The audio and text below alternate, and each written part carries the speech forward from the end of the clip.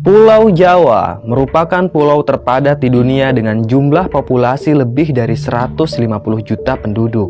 Banyak ahli yang meyakini bahwa dulunya Pulau Jawa merupakan satu kesatuan dengan Pulau Sumatera sebagai bagian dari dataran Sunda.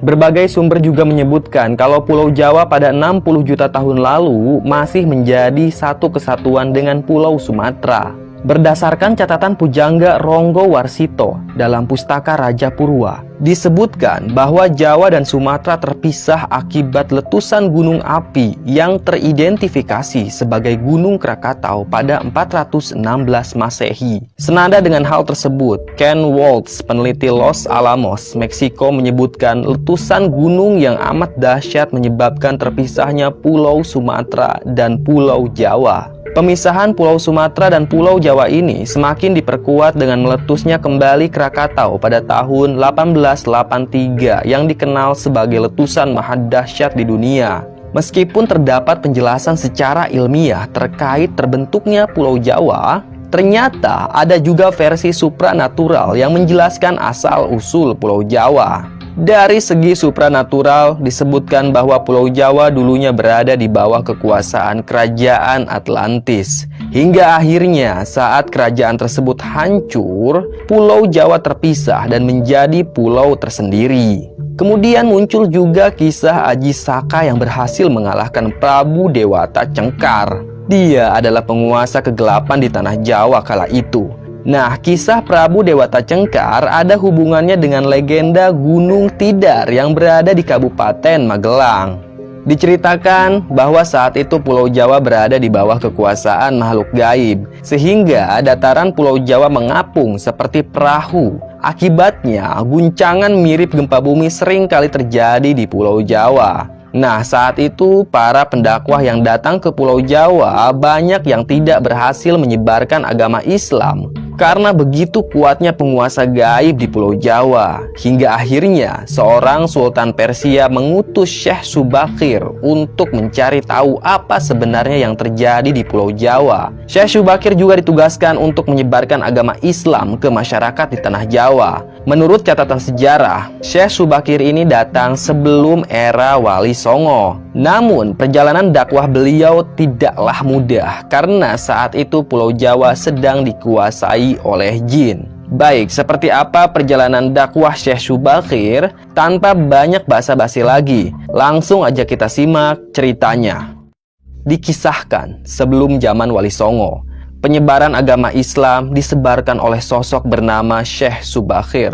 Syekh Subakir sendiri merupakan salah seorang ulama dari Persia atau Iran yang diutus Sultan Maulana I dari Kekaisaran Ottoman di Turki, tepatnya pada tahun 1404 Masehi. Tugas Syekh Subakir adalah untuk menyebarkan ajaran Islam ke masyarakat di Pulau Jawa yang kala itu masih menganut ajaran Hindu dan Buddha. Pada masanya, Syekh Subakir sangat dikenal luas oleh masyarakat di tanah Jawa karena dia merupakan orang yang sangat sakti. Beliau bisa mengusir makhluk gaib dari setiap pelosok tanah Jawa. Walaupun demikian, ternyata sebelum Syekh Subakir diutus untuk menyebarkan agama Islam di Pulau Jawa, sebelumnya juga banyak ulama-ulama yang telah terlebih dahulu diutus menyebarkan agama Islam di Pulau Jawa. Namun, karena waktu itu masyarakat Jawa masih sangat kuat akan kepercayaan mereka, yaitu menyembah benda-benda, arwah leluhur nenek moyang, serta aliran kepercayaan lainnya, maka para ulama itu harus kembali dari tugasnya tanpa hasil dan hanya mampu mengislamkan beberapa orang saja di Pulau Jawa. Ditambah lagi gangguan makhluk gaib yang amat kuat di tanah Jawa membuat pendakwah kewalahan. Mereka pun gagal dalam menyebarkan agama Islam. Nah, setibanya Syekh Subakir di Pulau Jawa, ia langsung menuju Gunung Tidar yang diyakini sebagai titik pusat dari tanah Jawa. Di puncak gunung itulah Syekh Subakir memasang tumbal berupa batu hitam yang sudah dirajah. Batu tersebut dikenal dengan nama Aji Kalacakra. Batu tersebut berfungsi untuk menetralisir daya magis negatif dari bangsa jin. Selama 3 hari 3 malam, batu tersebut mengeluarkan hawa yang sangat panas sehingga para lelembut terpaksa menyingkir ke laut selatan. Kejadian itu sampai mengusik ketenangan Ki Semar Badrayana yang selama ribuan tahun khusyuk bertapa. Ada yang meyakini bahwa Ki Semar Badrayana merupakan salah satu raja demit di tanah Jawa. Pertempuran pun akhirnya tak terhindarkan antara Syekh Subakir dengan Ki Semar selama 40 hari 40 malam. Namun, selama pertempuran itu, keduanya sama-sama kuat. Sampai akhirnya, Ki Semar Badrayana menawarkan perundingan pada Syekh Subakir.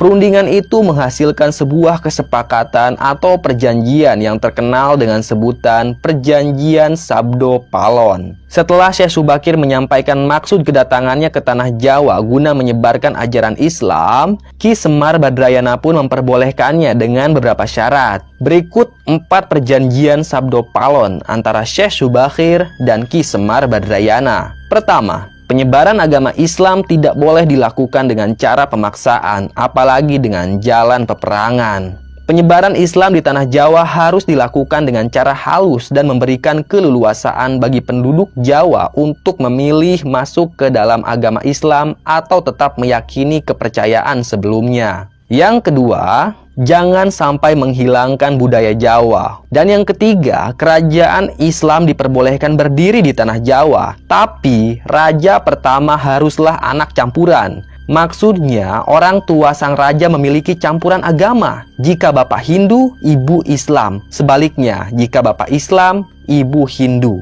Keempat, tidak boleh mengubah orang Jawa menjadi orang yang ke-Arab-Araban. Biarkanlah padi tetap ditanam di sawah dan kurma tetap ditanam di padang pasir. Itulah hasil perundingan Sabdo Palon antara Syekh Subakir dan Ki Semar Badrayana. Semenjak saat itulah Islam mulai disebarkan hingga berlanjut ke zaman Wali Songo. Nah, dan di zaman Wali Songo ada seorang wali wanita yang sangat bijaksana dalam menyebarkan agama Islam. Beliau adalah Nyai Ageng Ngerang. Beliau adalah seorang tokoh ulama wanita wali Nukbah yang semasa dengan Wali Songo. Nyai Ageng Ngerang menyebarkan agama Islam di daerah Juwana dan daerah lereng pegunungan Kendeng Pati. Nyai Ageng Ngerang diperkirakan lahir sebelum tahun 1478 Masehi. Nama kecilnya adalah Dewi Roro Kasihan dan nama lengkapnya bernama Nyai Siti Rohmah Roro Kasihan. Di Juwana, ia mempunyai nama lain yaitu Nyai Juminah. Masyarakat lebih mengenalnya dengan sebutan gelar Nyai Ageng Ngerang karena ia menjadi istri Kiai Ageng Ngerang atau Syekh Nurul Yakin yang mempunyai wilayah kekuasaan di Ngerang, Juwana. Nyai Ageng Ngerang merupakan salah satu keturunan bangsawan Kerajaan Majapahit Prabu Kartabumi Brawijaya dan mempunyai nasab sampai dengan Nabi Muhammad SAW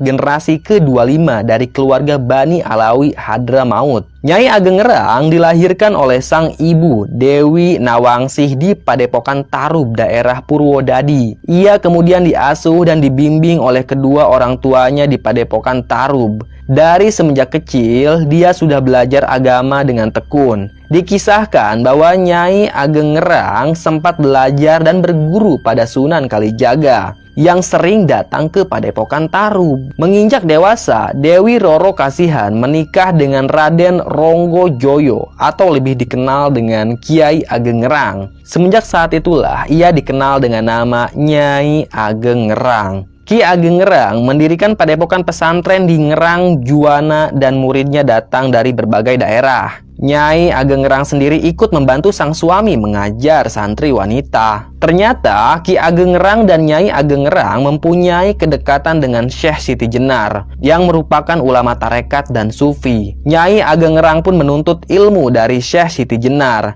Karena pengaruh konflik politik kerajaan Demak dengan Syekh Siti Jenar, maka siapapun yang pernah dekat dengan Syekh Siti Jenar akan diburu prajurit kerajaan Demak. Maka demi keselamatan santri, Nyai Ageng Ngerang dan suaminya pergi meninggalkan pesantren. Mereka berdua menyusuri lereng pegunungan Kendeng. dan kemudian membuka hutan untuk dijadikan tempat tinggal, lalu mendirikan padepokan untuk kembali menyebarkan agama Islam di daerah lereng pegunungan. Selama bertahun-tahun, beliau dan suaminya menyebarkan agama Islam di sana, hingga beliau pun tutup usia di usia yang hampir 100 tahun. Nyai Ageng Ngerang dikenal sebagai wanita yang sabar dan kuat dalam menghadapi rintangan. Nyai Ageng Ngerang punya sifat yang terpuji. Ia tidak pernah membenci orang yang menjahatinya. Ia juga suka membela kebenaran dan suka menolong orang yang lemah. Begitulah kisah Syekh Subakir dan Nyai Ageng Ngerang. Semoga kita semua bisa mengambil pelajaran dari para wali terdahulu. Sekian dari Mbah, tunggu cerita-cerita lainnya ya.